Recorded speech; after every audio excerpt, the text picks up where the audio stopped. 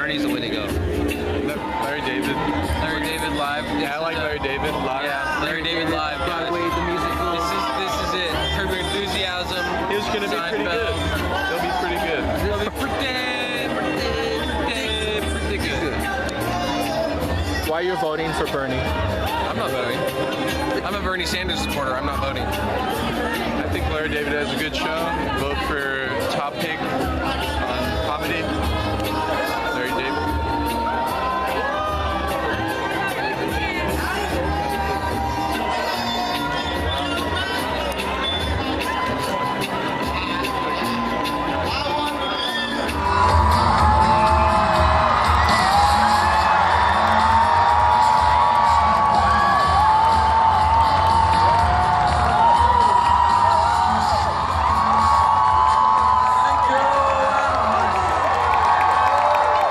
Meanwhile, Disney made a record-breaking profit of nearly $3 billion last quarter.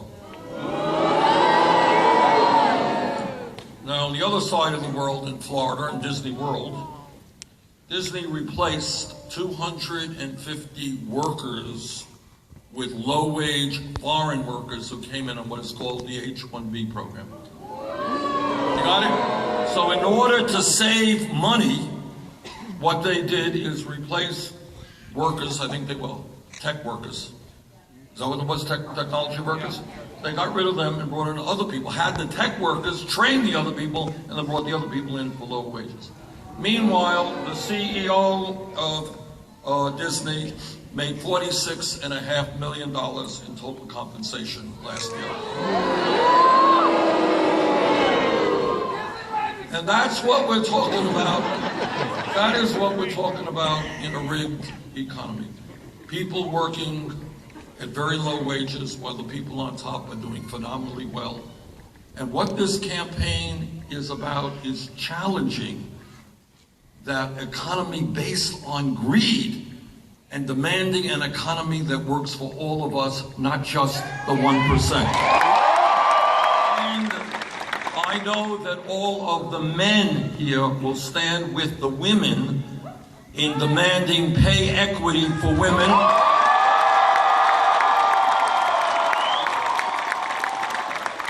So that women do not make 79 cents on the dollar compared to men. We have got to create a culture nationally in which police departments understand that lethal force, killing somebody, is the last response, not the first response.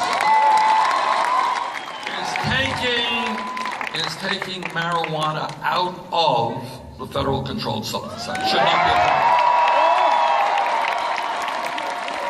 Whether marijuana becomes legalized or not is, as you all know, up to the states. State issue. 4 states in the District of Columbia have legalized it. There is going to be a proposition on your ballot here in California in November. I would tell you that if I were here in California, I would vote for that proposition.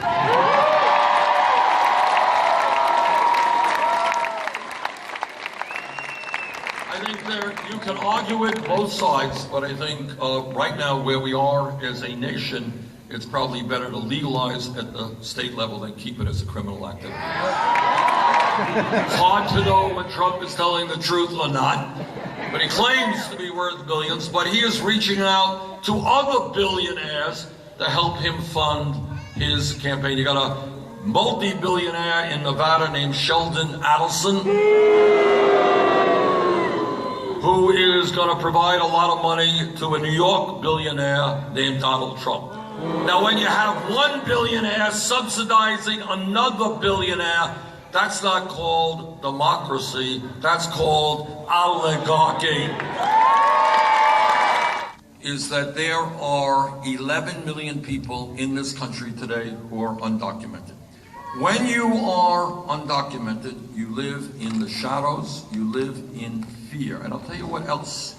If you are out working, and many of those people are out working, you are exploited. You are exploited because you have no legal rights to defend yourself with. So if you're undocumented and I pay you $5 an hour rather than $7.25, what are you going to do about it?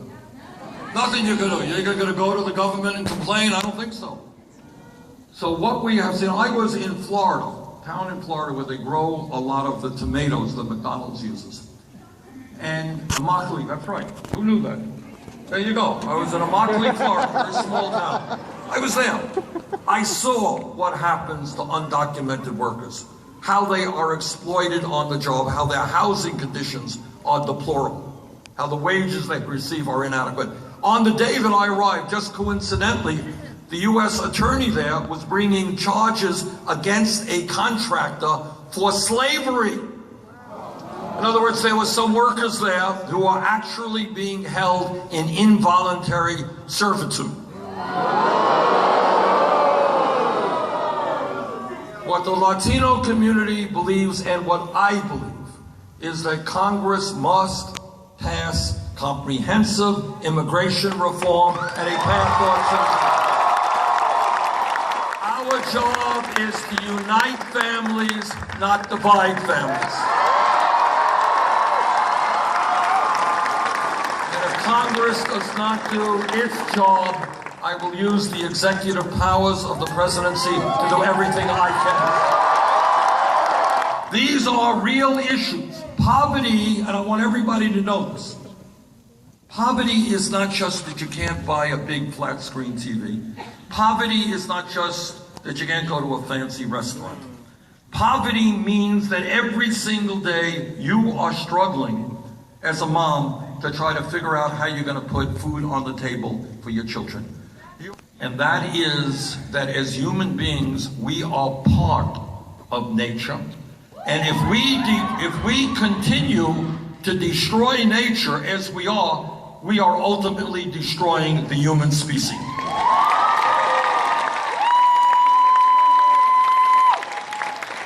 But today, all over this country, as I mentioned a moment ago, unemployment and poverty rates much, much too high in Native American communities. If we make it to the White House, we are going to change our relationship to the Native American people. Should health care be a right of all people? I agree with you. And what everybody here should know is that in every other major country on earth, healthcare is a right. Whether you go to Germany, whether you go to France, whether you go to the United Kingdom, whether you go to Italy, Holland, Scandinavia. I live 50 miles away from the Canadian border. Healthcare is a right of all Canadians. I think the time is long overdue for the United States of America to adopt a Medicare for all healthcare program. I was at the Vatican a couple of months ago at a conference on the moral economy. And people are asking themselves, is it moral, is it right that here in Disneyland you got a CEO making $46 million a year and paying his workers starvation wages? Is it right for companies to shut down factories here and move to low-wage countries around the world? Is it right for multinational corporations to make billions in profit and in a given year pay nothing in federal taxes? Is it right that we are the only major country on earth that does not guarantee paid family and medical leave? Is it right that our infrastructure continues to collapse while many of our people are unemployed?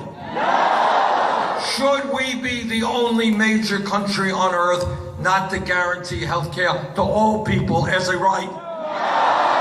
Should young people be denied the right to get a college education because they come from low-income families? Well, guess what? That's exactly what the American people believe. Everything that you have just said is what the American people believe. They're looking around them and they're saying, you know what, something is not quite right. It is wrong that I've got to go out and work 3 jobs and almost all new income and wealth goes to the top 1%. It is wrong that we maintain a broken immigration system. It is wrong that we have the highest rate of childhood poverty of any major country on earth. Once we begin thinking about those issues, once we begin understanding that if we come together, if we do not allow the Donald Trumps of the world to divide us up, there is nothing that we cannot accomplish.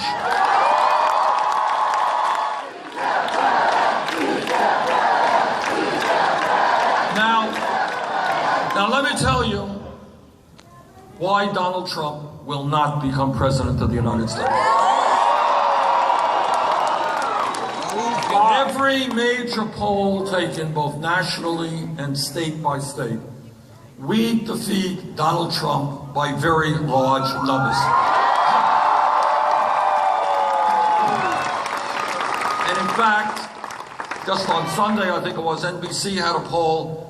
Clinton was defeating Trump by 3 points. We were defeating him by 15 points. More importantly, this is why Trump will never become president, because the American people will not support a president who insults Mexicans and Latinos, who insults Muslims, who insults women, who insults African Americans and veterans. The American people understand that we are great as a nation because of our diversity. And if we go marching into the Democratic convention with a lot of momentum, we're going to march out with the Democratic nomination.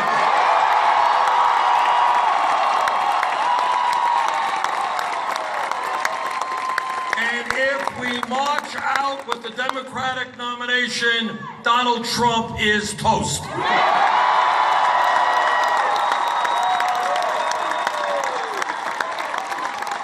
on June 7th, please do everything you can to come out to vote. You can vote early, get your family, your co-workers to vote.